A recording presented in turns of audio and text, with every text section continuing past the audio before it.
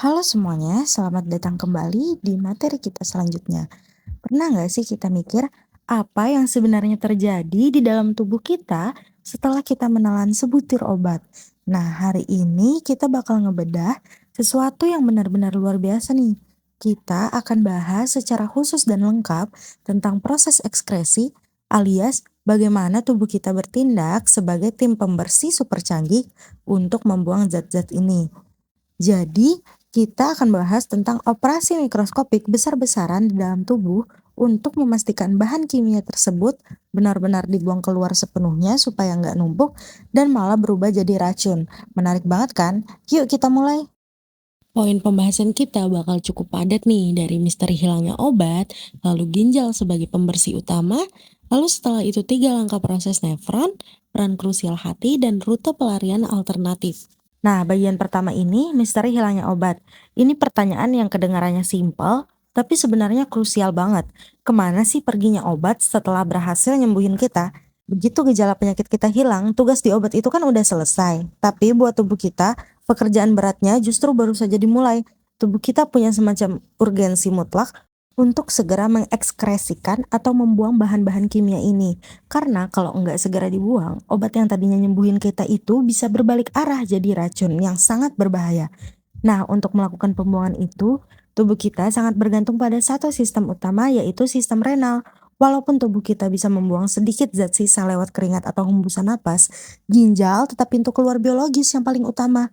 Di dunia medis ini, seberapa jago ginjal kita menyaring dan mengekskresikan obat-obatan dari aliran darah itu disebut dengan fungsi renal. Ibaratnya, ginjal ini adalah gerbang tol terbesar bagi bahan-bahan kimia untuk bisa secara definitif angkat kaki dari tubuh kalian. Masuk ke bagian kedua, yaitu ginjal si pembersih utama.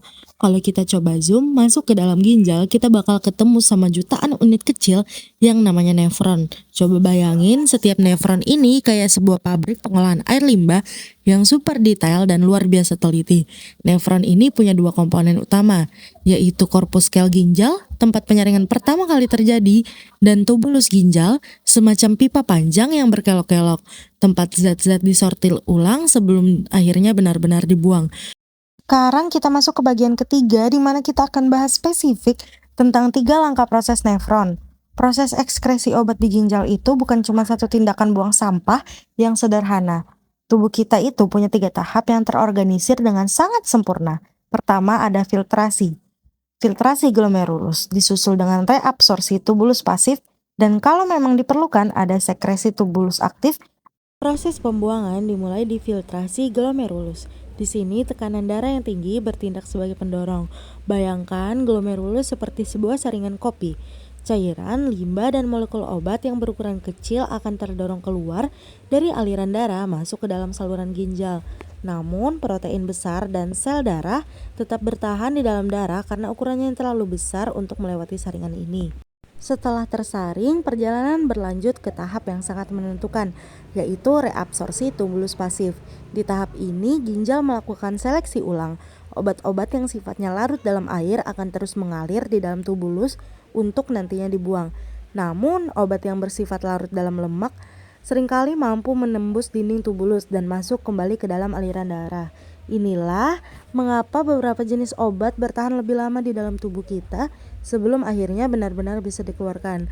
Proses reabsorpsi ini memastikan tubuh tidak kehilangan zat-zat penting secara tidak sengaja. Setelah filtrasi di glomerulus, tidak semua obat bisa langsung keluar melalui urin. Beberapa obat tetap di dalam darah, terutama yang terikat dengan protein plasma, seperti warfarin atau diazepam.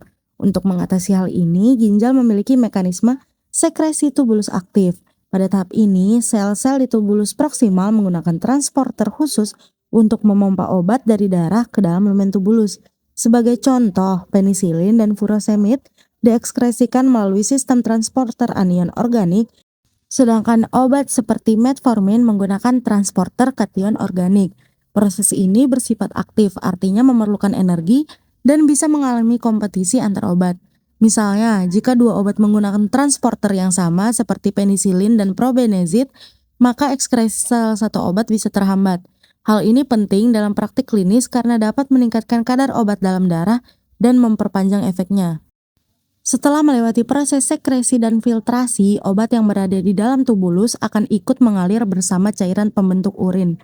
Di sepanjang tubulus masih bisa terjadi reabsorpsi, terutama untuk obat yang bersifat lipofilik seperti phenytoin yang dapat kembali masuk ke dalam darah jika tidak cukup polar. Sebaliknya, obat yang sudah bersifat hidrofilik seperti gentamisin akan tetap berada dalam cairan tubulus hingga akhirnya dikeluarkan sebagai urin. Urin yang mengandung sisa obat ini akan mengalir ke kandung kemih dan kemudian dikeluarkan dari tubuh.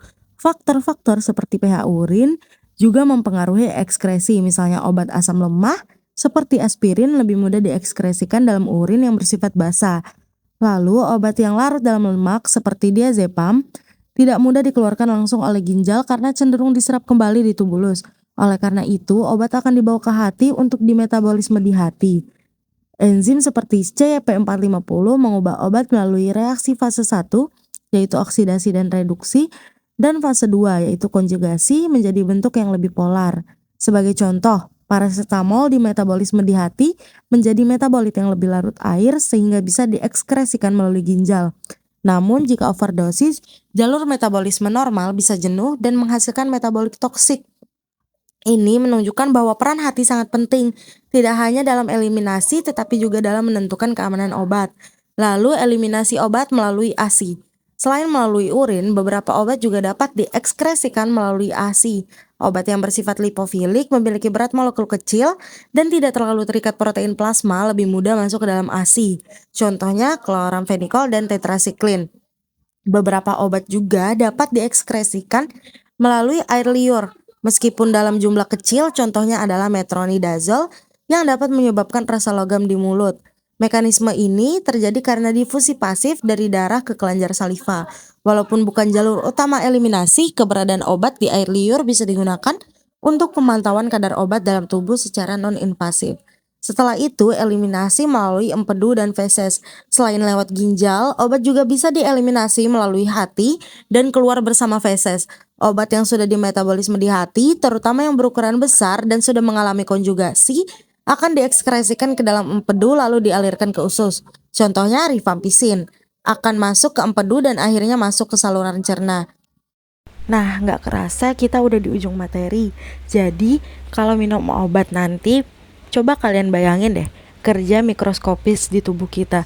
Gimana peran-peran tubuh kita cuma buat ngehadepin satu obat yang kita minum aja. Semoga penjelasan ini bisa membantu kalian ya. Goodbye.